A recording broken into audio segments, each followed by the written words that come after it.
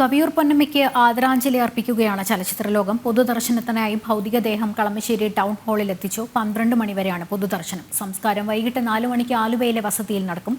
നിരവധി പേർ അന്ത്യാഞ്ജലി അർപ്പിക്കാൻ എത്തിയിട്ടുണ്ട്. വിവരങ്ങളുമായി കിരൺ കുമാർ ചേരുന്നു. കിരൺ, നിരവധി പേർ കവിയൂർ പൊന്നമ്മയ്ക്ക് ആദരാഞ്ജലി അർപ്പിക്കാൻ വേണ്ടി എത്തിയിട്ടുണ്ട്. പൊതുദർശനത്തിനായിട്ടാണ് ഭൗതികദേഹം കളമശ്ശേരി ടൗൺ ഹാളിൽ എത്തിച്ചിരിക്കുന്നത്. 12 മണിവരെയാണ് പൊതുദർശനം. സംസ്കാരം വൈകിട്ട് 4 മണിക്ക് ആലുവയിലെ വസതിയിൽ നടക്കും. നിരവധി പേരാണ് അന്ത്യാഞ്ജലി അർപ്പിക്കാനായി അവസാനമായി മലയാളത്തിൻ്റെ അമ്മയെ ഒരു നോക്ക് കാണാനായി ടൗൺ ഹാളിലേക്ക് എത്തിയിരിക്കുന്നത്. പൊതുദർശനത്തിനായി കളമശ്ശേരി ടൗൺ ഹാളിൽ അല്പസമയം മുൻപാണ് ഭൗതികദേഹം എത്തിച്ചത്. 12 മണിവരെയാണ് അവിടെ പൊതുദർശനം ഉണ്ടാവുക. ചലച്ചിത്ര സാംസ്കാരിക മേഖലയിലെ നിരവധി പേർ അന്ത്യാഞ്ജലി അർപ്പിക്കാൻ വേണ്ടി എത്തിയിട്ടുണ്ട്. വൈകുന്നേരമാണ് ആലുവയിലെ വസതിയിൽ സംസ്കാര ചടങ്ങുകൾ നടക്കുക. കവിയൂർ പൊന്നമ്മയ്ക്ക് ആദരാഞ്ജലി അർപ്പിക്കുകയാണ് ചലച്ചിത്രലോകം.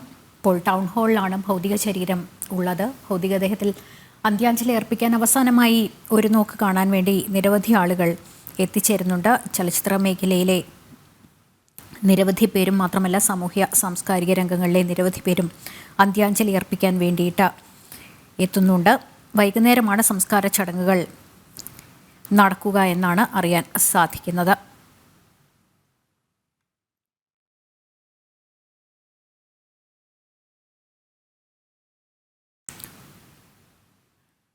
ചലച്ചിത്രലോകം കവിയൂർ പൊന്നമ്മയ്ക്ക് ആദരാഞ്ജലി അർപ്പിക്കുകയാണ്.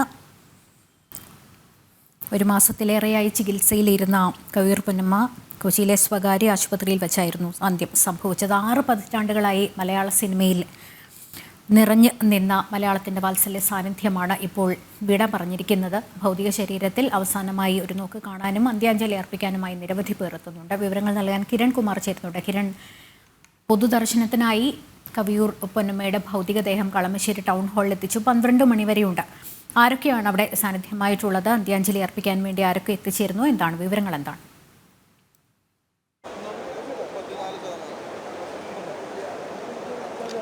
ലക്ഷ്മി, ഇന്ന് രാവിലെ 9 മണി മുതലാണ് കളമശ്ശേരി ടൗൺ ഹാളിലേക്ക് കവിയൂർ പൊന്നമ്മയുടെ ഭൗതികദേഹം എത്തിച്ചത്. ഇവിടെ 12 മണിവരെ ഈ പൊതുദർശനം തുടരും. ഇതിനുശേഷമായിരിക്കും ആലുവയിലെ വീട്ടിലേക്ക് എത്തിക്കുകയും പിന്നീട് വൈകിട്ട് 4 മണിയോടുകൂടിയായിരിക്കും സംസ്കാര ചടങ്ങുകൾ ഉണ്ടാവുക. ഇന്ന് ഈ ടൗൺ ഹാളിലെ പൊതുദർശനത്തിൽ സിനിമാ മേഖലയിൽ നിന്നുള്ള നിരവധി പ്രമുഖരാണ് ഇതിനോടകം തന്നെ അന്തിമോപചാരം അർപ്പിക്കുന്നതിന് വേണ്ടി ഇങ്ങോട്ട് എത്തിയിട്ടുള്ളത്. നേരത്തെ നടൻ മമ്മൂട്ടി അടക്കമുള്ള ആളുകൾ ഇവിടെ എത്തുകയും കവിയൂർ പൊന്നമ്മയ്ക്ക് അന്തിമോപചാരം അർപ്പിക്കുകയും ചെയ്തിട്ടുണ്ട്.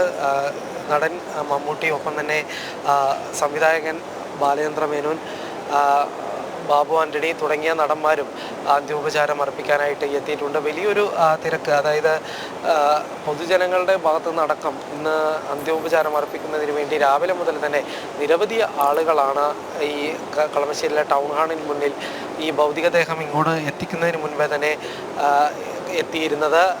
ലിസി ആശുപത്രിയിൽ ഇന്ന് രാവിലെ അല്പസമയം പൊതുദർശനത്തിന് വെച്ചിരുന്നു.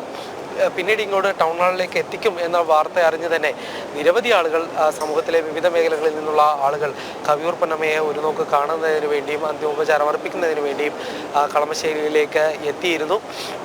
ഇന്ന് അന്ത്യോപചാരം അർപ്പിച്ചതിൽ തന്നെ കൂടുതൽ നോക്കിയാൽ വലിയൊരു പങ്കും പൊതുജനങ്ങളായിട്ടുള്ള ആളുകൾ, അല്ലെങ്കിൽ സിനിമാ മേഖലയ്ക്ക് പുറത്തു നിന്നുള്ള ആളുകളായിരുന്നു എന്നുള്ളത് ഒരു ശ്രദ്ധേയമായ ഒരു കാര്യം തന്നെയാണ്.